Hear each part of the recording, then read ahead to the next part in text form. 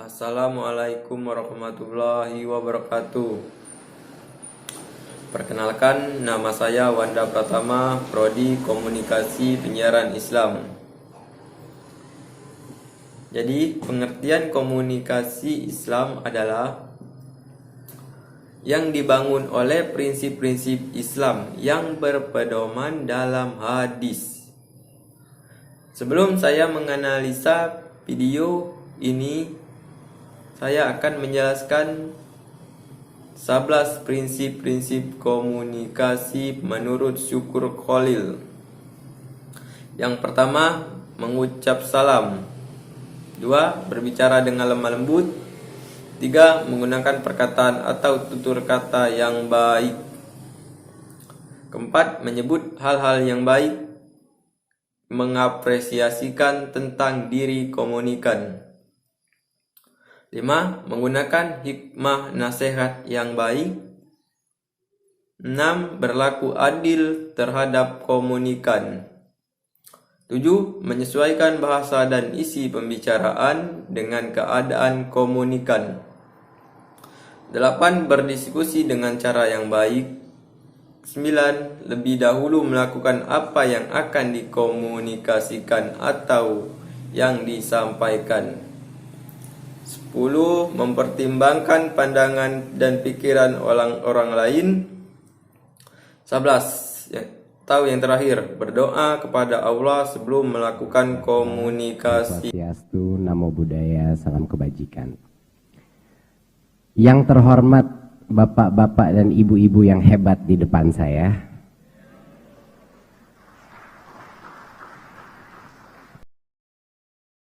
Pertama ini, dia tidak menerapkan 11 prinsip komunikasi, yaitu pada poin pertama, mengucap salam. Tapi dia ada juga menerapkan 11 prinsip komunikasi, yaitu pada poin keempat, menyebut hal-hal yang baik atau mengapresiasi tentang diri komunikan. Baiklah, kita tonton lagi video selanjutnya. Pertama yang saya ingin ucapkan kepada Prof. Anies adalah terima kasih untuk semua dampak positif yang telah terjadi selama 5 tahun sebelumnya. Seperti pencapaian di QS ranking yang meningkat. Tapi yang terutama buat saya yang paling saya banggakan itu adalah yang impact ya dari Times Higher Education Impact Award yang nomor 80 itu buat saya malah lebih penting lagi karena bukan ranking tapi dampak real terhadap Sustainable Development Goals. Terima kasih, Pak.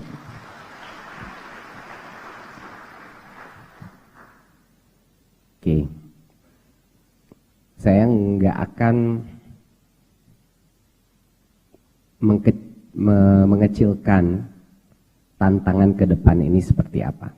Oke. Saya harus real dengan bapak-bapak ibu-ibu bahwa perubahan di dunia industri, perubahan di dunia teknologi, perubahan di dunia budaya ini akan semakin cepat, semakin rumit dan semakin tidak bisa dipredik. Hal-hal yang tadinya simple menjadi tidak simple. Pada saat ini arahan Pak Presiden adalah SDM unggul. Ini harus diterjemahkan secara konsisten, bukan hanya kepada para kementerian, bukan hanya kepada para perguruan tinggi dan dosen dan mahasiswa, tapi untuk seluruh masyarakat. SDM unggul. Ada salah satu mentor saya pernah bilang sama saya, kalau semuanya jadi prioritas, artinya tidak ada prioritas. Jadi saya di sini step pertama saya adalah untuk memberitahukan prioritas di perguruan tinggi itu sama di kementerian kami, sama juga dengan arahan Pak Presiden, yaitu apa? SDM unggul. Kalau kita menganalisa apa dampak terbesar yang perguruan tinggi bisa lakukan untuk meningkatkan SDM unggul, itu simple jawabannya, adalah pencetakan pemimpin-pemimpin masa depan kita. Artinya mahasiswanya. Ya. Jadi Bapak Ibu, step pertama adalah untuk menyadari bahwa prioritas utama adalah proses pembinaan, pembelajaran, dan pencetakan karakter mahasiswa di dalam perguruan tinggi Bapak Ibu. Di video kedua ini, dia menggunakan tutur kata yang lemah lembut agar para komunikan bisa mendengarkannya lebih jelas. Agar para komunikan dapat memahami, dia menggunakan bahasa Indonesia agar para komunikan dapat lebih memahaminya.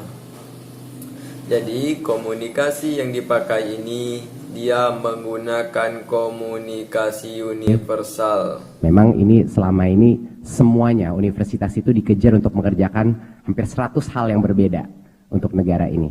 Tapi untuk 5 tahun ke depan mencetak pemimpin-pemimpin masa depan kita. Itu adalah prioritasnya. Kedua, kita memasuki suatu era di mana hal-hal yang sifatnya kemarin formal dan memberikan suatu proksi daripada kualitas yang sekarang harus kita pertanyakan.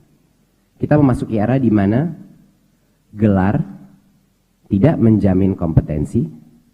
Kita memasuki era di mana kelulusan tidak menjamin kesiapan berkarya dan bekerja. Kita memasuki era di mana akreditasi tidak menjamin mutu. Kita masuk kepada era di mana masuk kelas tidak menjamin belajar. Oke. Baiklah, inilah video yang saya analisa. Apabila ada tutur kata yang salah, saya mohon maaf. Kepada Allah saya mohon ampun. Saya akhiri, wabillahi taufiq wal hidayah. Wassalamualaikum warahmatullahi wabarakatuh.